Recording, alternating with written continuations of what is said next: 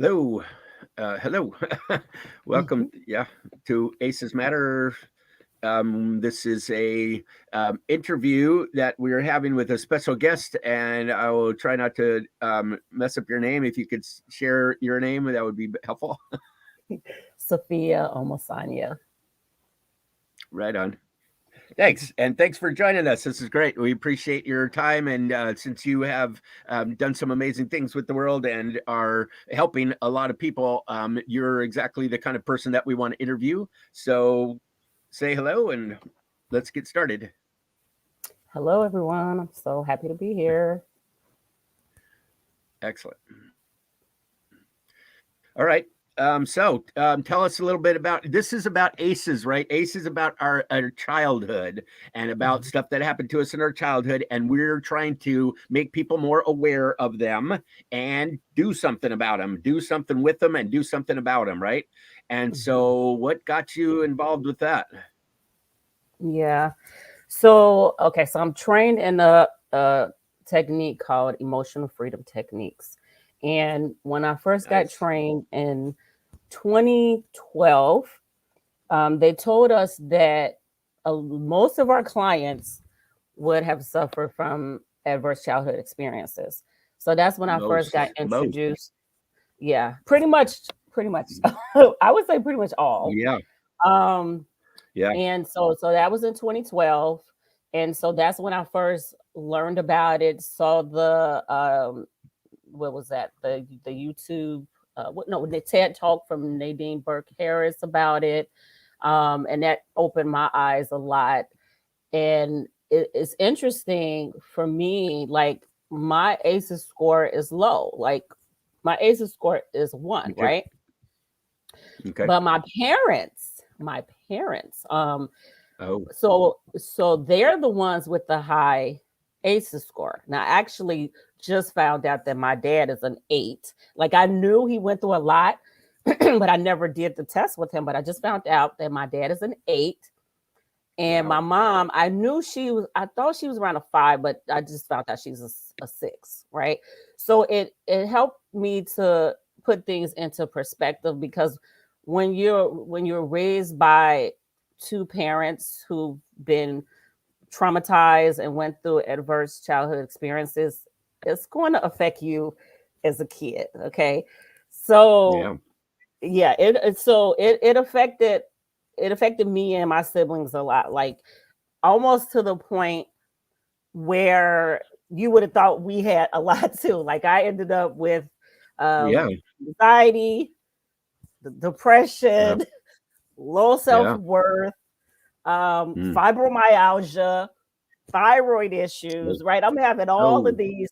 Yeah, I have a brother that has bipolar, right? So it doesn't just like affect the kid. It's something called intergenerational trauma, and that was another thing that I learned, those that can be passed to the kids. Like you can literally inherit your mother's nervous system.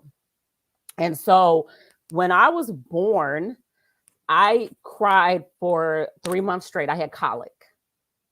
And I'm just now really learning that that's because I was in the womb of a traumatized person who never did any healing or anything. And so 3 months straight, I cried. And then I had ear infections, and just I was constantly at the doctors getting antibiotics. So I was a sickly kid, and it was all because of my parents' stuff. And so I'm like the voice of the children that have parents that have ACEs. Also on my journey, I learned about expanded ACEs, and so I did have some of those. Like I was bullied, because it's like when you don't have a sense of self, and you have low self-esteem, and you're this little quiet, anxious little girl, that's going to attract bullies, right? And so because they're looking for power, so I was a great target. So I was bullied in middle school, and then we also lived in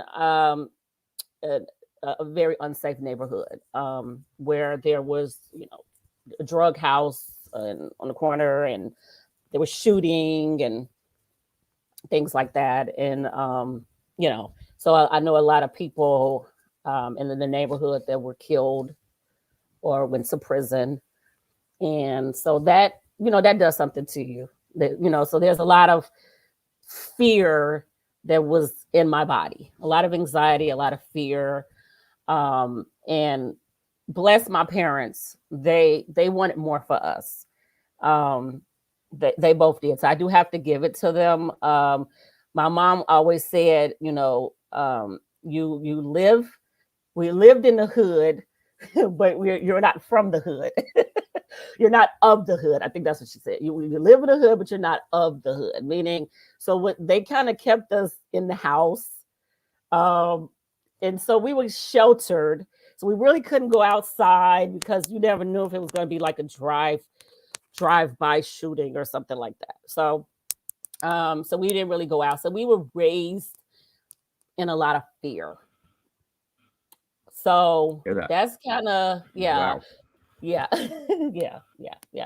yeah. So it was to a point Oh yeah, where, I Mhm. like you. I commend your parents. Yes, absolutely, That's absolutely. pretty cool that your I parents were tell them able that. to help you with that. I tell them that, like, even though, like, Good, good, yeah, yeah, like my parents, like my dad, of course there's a lot of suffering and he's anxious and things like that. My mom has a lot of health problems, but they did want something different. Like, all it takes is a little shift. So I am grateful. I am grateful for that. And so that I kind of got on this journey of self healing and development, because I felt like I couldn't go on like the way I was. I felt like suicidal. I felt like I don't belong here. Like, I can't do this, right? And so I always been one that prayed, and I would pray and just, please help me, help. And yeah, yeah. so yeah. So I feel the answer to prayer was me getting on medication just to slow everything down, because I just was not in a good place. Oh, But then when yeah. I got married, and yep, then I ended up getting pregnant. Then I had to go off of the medication. So everything kind of came back up, and it was like, oh my gosh. But kept praying. And then I ended up finding this program, this like home study program for cognitive behavioral therapy. And they offered a money back guarantee. So I was like, okay, well, what do I have to lose? So I got that program, and things started to kind of shift. And I started to think differently, because my thoughts were all negative. The way I saw the world, the way I dealt with things was all negative. And it helped me to start to shift the way I thought, the way I saw the world, because I didn't, that's another thing. A lot of people who have adverse childhood experiences, you're left with feelings of, low self-worth. My mom always said I couldn't give you what I didn't have, right? And so I just was like, I just can't. Um so the cognitive behavioral therapy helped me to kind of think differently, to kind of look at my self-talk, and because it was like, woe is me. And then it was like, okay, so it gave me some hope. But then after a while, the thing with the cognitive behavioral therapy is you're always micromanaging your thoughts, right? Like, oh no, there's a negative thought. Let me reframe it. And that can become tiring. But it was very helpful, and it helped me to kind of see things differently. But then I ended up learning about EFT, emotional freedom techniques. And when I learned about that technique, it was like the heaven opened up. It was like, oh, first of all, you have these emotions, And we're not going to always feel good. We're not going to always be positive, right? There's all these emotions that we have a plethora of emotions, and they all have a purpose. So learning about how to like be with my emotions and whatever is coming up for me with this technique was one of the most empowering things that I could ever learn. And it really shifted a lot for me, because then it was like, well, if I'm feeling in distress, then I can use this technique and I can honor what's coming up for me, and I can be with it, and I can feel it, and then it can process out. So that was huge for me. And not only did it like help me, but I found that this was a gift. This was something that I was really good at, right? And it was like I would do it with people, and it was like gold. Like people were having like all types of shifts, right? So okay. So yeah. So people were having all types of shifts and everything with the EFT tapping technique. So along the journey, after learning EFT and getting into that, then I got more into like the spiritual stuff. And that was helpful, as well as knowing that there's something bigger than us, and knowing that there's a purpose for us, and knowing that everything that I had went through when I was younger kind of prepared me for my purpose and what I'm here to do. Wow. Safiya, that's a great story and similar to mine, actually. And I'm really proud of you for getting through that, getting through what you needed to. And now you decided to be a person that helps out. That's kind of where I'm at. We have pretty similar stories, actually. It's pretty cool. So I'm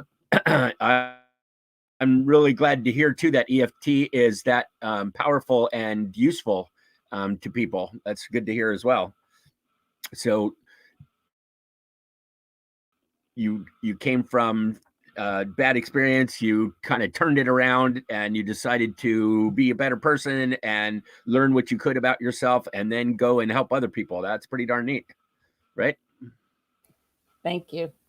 Yeah. So how I ended up involved with Aces Matter is so another thing that I've, on this journey, it's like an unfoldment, I would say. Like I went from feeling hopeless and helpless and worthless at one point, right, to just like the journey to like empowerment, right? So that's, I'm self-empowerment coach, just what I call myself. And so so one of the things that's important to me is to be my highest and truest, most authentic self, and to express that in the world.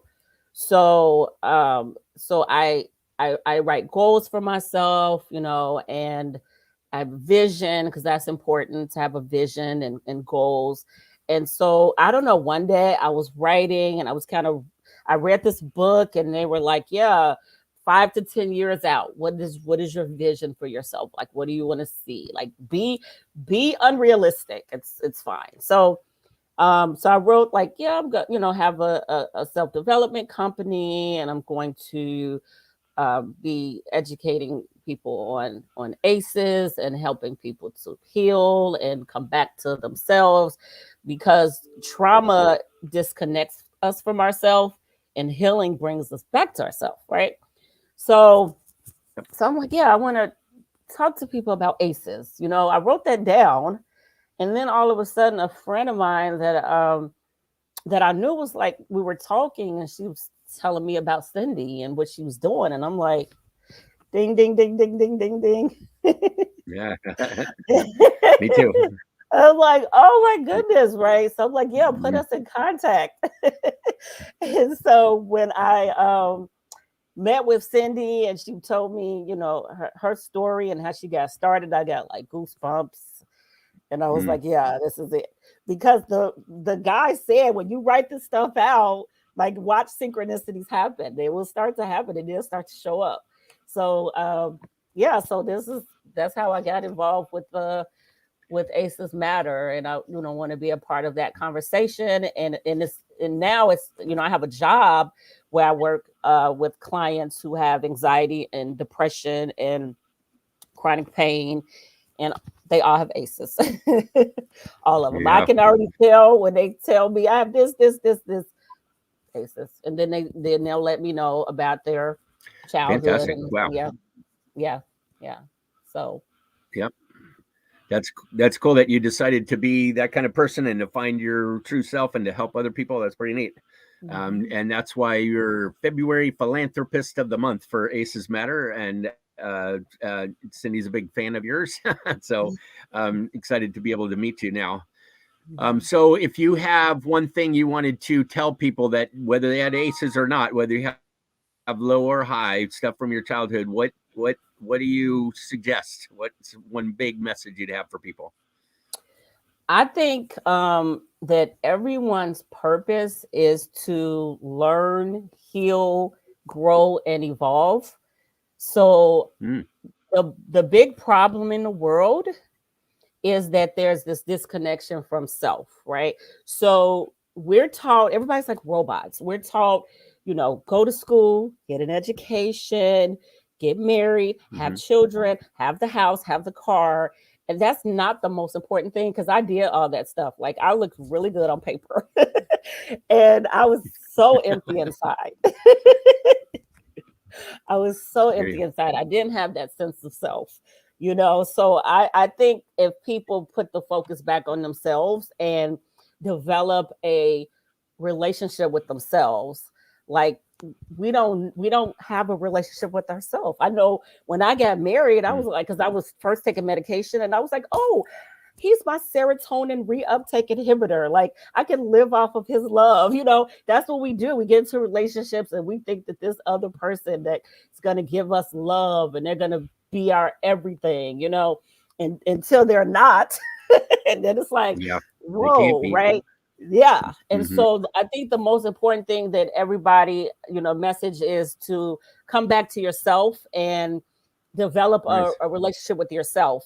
And I do have an acronym that I created. I'm kind of playing around with it a little bit, and I'll explain that, but it's SANE, right? And so SANE. And so S is spiritual. So knowing who you really are. Like, when we're born, we're this innocent baby, right? And it's like we come into our physical body, we're this innocent baby until the world gets a hold to us, right? And then that's when our beliefs are formed. That's when, the conditioning and all of that. And we lose our true self, right? So S is realizing who we really are, which is a powerful beings. And so we have to come back and reclaim that power. And then A is acceptance. Because what I found with acceptance, if I was to teach somebody one thing, like if somebody said, teach somebody one thing, it would be acceptance. And acceptance of our humanity, acceptance of ourselves, acceptance of what is, because then we're not fighting. We don't have this war. It doesn't mean that you have to love it, but acceptance, you can't change anything that you don't first accept. Okay, so A is for acceptance. And then N, so initially N was for nurture, and I may keep that, but now I'm getting more into nervous system work and learning about working with the nervous system, especially if a person has a lot of trauma, and being able to feel safe in the body. So maybe nurturing the nervous system. I don't know, but nurturing was the N, and that's having compassion for yourself, speaking to yourself kindly, being your own best friend. And then E is embody and express your highest truth. Okay, so that's that's me and my story and mission in a nutshell. Gonna recap it, yeah, because I like it. Yeah. So what I heard was spiritual acceptance, which is one of my biggest things, N for nurturing or nervous system work, and E was engage, empower. What was the E again? It was embody and express your Embody. highest truth. Yeah. Nice. Yes. Nice. Nice.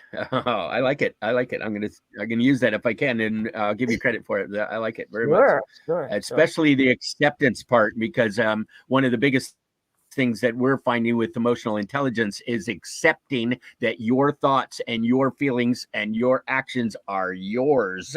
Accepting emotional responsibility, we call it, which is about empowering yourself and knowing that it's not the outside world that's doing it to you. We do it to ourselves. We're in control of what's going on inside of us, right? And it sounds like that's what EFT does a really good job of handling that. So that's beautiful. Absolutely. So who are you working with now? What kind of clients are you working with now? So my favorite clients is basically, it's like this. You look at yourself based on what I've learned as far as purpose is. You turn your mess into your message, right? So that client is like me, right? They've suffered from anxiety, depression, low self-worth. They are people pleasers. They have a mask on. They're nice. They play nice, right? Which has caused them to end up with chronic health issues. So this is the person that has the chronic pain. They have the chronic health issues, and this is because they are completely disconnected from themselves. So what I help them to do is to come back to themselves, and we use the sane method, as I call it. I help people to be sane in an insane world. So again, help people to be sane in an insane world. Yeah. So those are my people. Nice. We're calling it positive mental health. So sane in an insane world is exactly the same idea in better words, cool words. Excellent. Wow, it was really nice to meet you. Thank you for all you're doing. I again commend you. I got big props for you for going from the environment that you were in to making a new one and helping people do the same, and helping people be sane in an insane world. I like that very much. So thank you for helping. You're welcome. And if anybody wants to find me, I'm on Instagram at Safiya, S-A-F as in Frank, I-Y-A _empowers. So Safiya _empowers. Find me on Instagram. And I do have a free guide. It's a link to a guide in my bio. It's called 5 Keys to I think it's Reclaiming Your Sovereignty. So that's a free download if anyone wants to check that out.